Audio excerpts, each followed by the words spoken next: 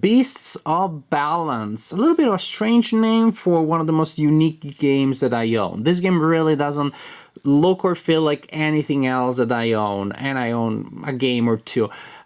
And this is also the most surprising when you think that this is a stacking game. Stacking game. Okay, I put one thing on top of the other. Ta-da! Stacking game. We have a lot of those, and yet this one is completely different.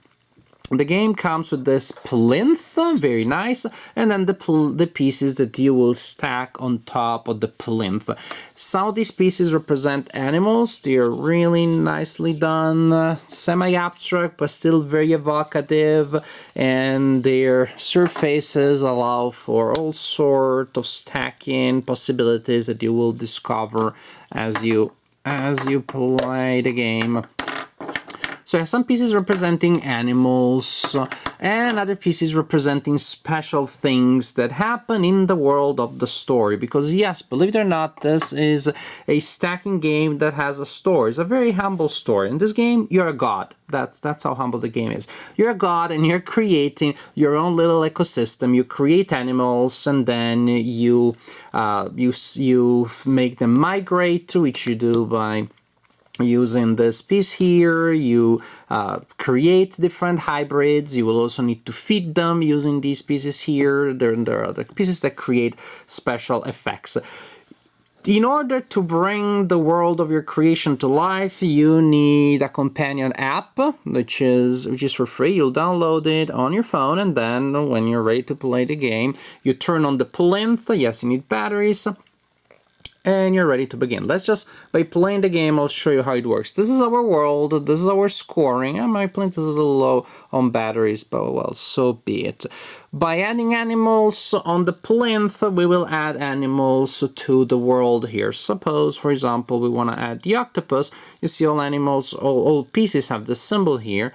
You put it next to that one, to that symbol there. So now the plinth has registered the presence of the octopus, and we add the octopus to the plinth. This is what happens so far, which doesn't look all that exciting. We are told that, yay, we have an octopus in the sea. It's really cute though, you have to admit that. What are we going to do now? Now we're going to add another animal. Suppose that we want to add this guy here. That has a symbol in that embarrassing part of the body, and we put that guy there, or there, or there. I'll do it like this. Again, so far, so standard. Well, there's a number there, the number indicated a number of points. Yeah, warthog. But you may also have noticed there are little numbers on top of these animals that represent, well, the life points, I believe. That means that those numbers will go down and you will need to add the pieces representing food that they can eat. Now, something interesting. Why don't we see what happens when we migrate these animals? So we take this arrow here, we put it up there. We migrate, so this is what we have there, and what happens in the world of the story, that our warthog has evolved into an item, which is pretty cute and flying in the sky and feeling pretty good. Oh, but this guy has only 2 life points, so we're gonna first, give him maybe a friend or no. No, we're just gonna feed him. We're gonna take this piece here that represents water and grass. We're gonna put it there, and we need to add it to the plinth, of course, so that Mr. Octopus can eat it. So we add earth and water. See how it already feels better. Then let's say I want to add this guy here, and then we're going to try another effect. We add that guy, the toucan, but then I want to add the cross.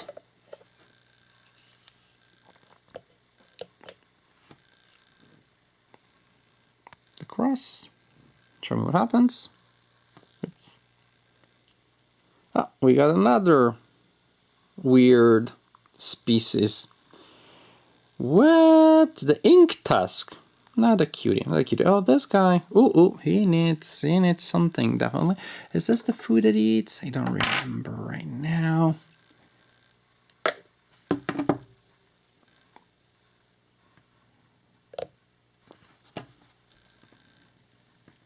seem that is it. Seem to remember that is it.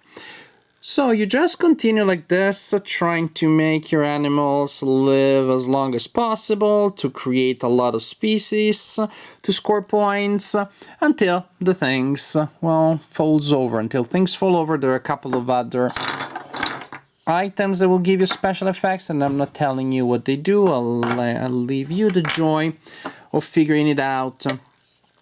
Ta-da!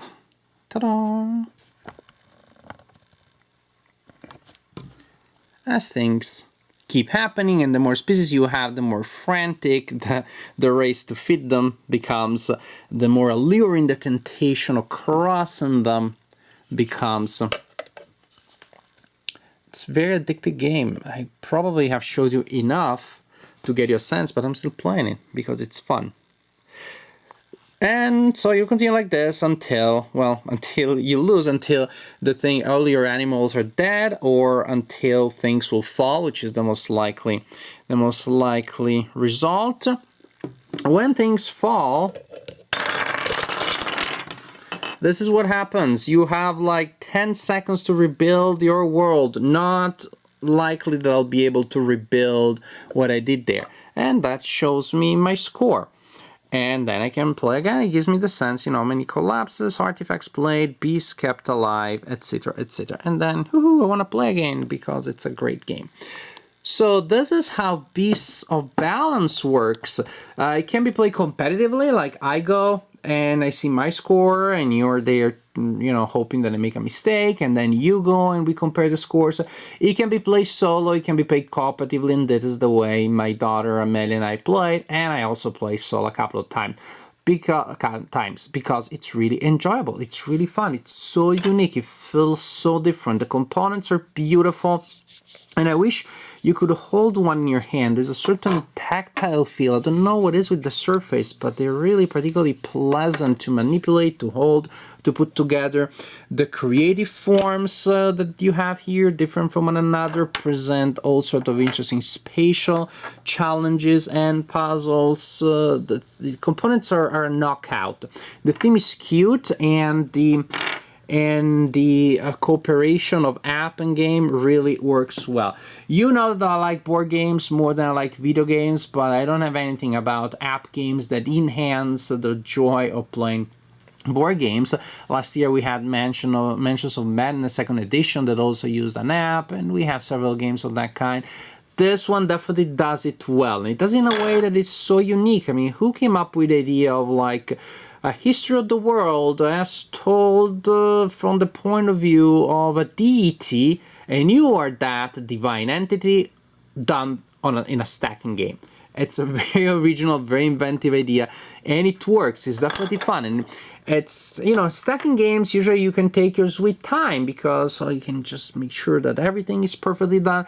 Here, the fact that you need to feed your animals creates a very interesting challenge because you also are on a schedule. You don't want your animals to die. So sometimes that's precisely what causes you to make a mistake and to make things fall. There is definitely the spatial and even the time element work well together. There is even a narrative element. There's a creative element. It's a lot of fun to see where your animals will migrate, how they will combine with each other, what will come out of gameplay. Really enjoyable. Kudos definitely for the idea and the execution too. It's a spectacular set. It's just beautiful. Gameplay is entertaining, fun, creative.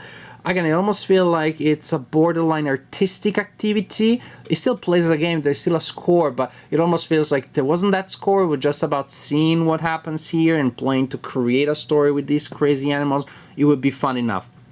Definitely, I am impressed by Beasts of Balance. A really good game, different from anything else. Maybe more of a creative activity, maybe more of like interactive storytelling than game proper. But whatever you want to label it, definitely Beasts of Balance is a fun activity to do with spectacular components, very original idea, nice execution, and just a lot of fun that you're gonna have if you play the game by seeing what happens here and what happens here. nice integration of the two elements in a game that really is a lot of fun to play.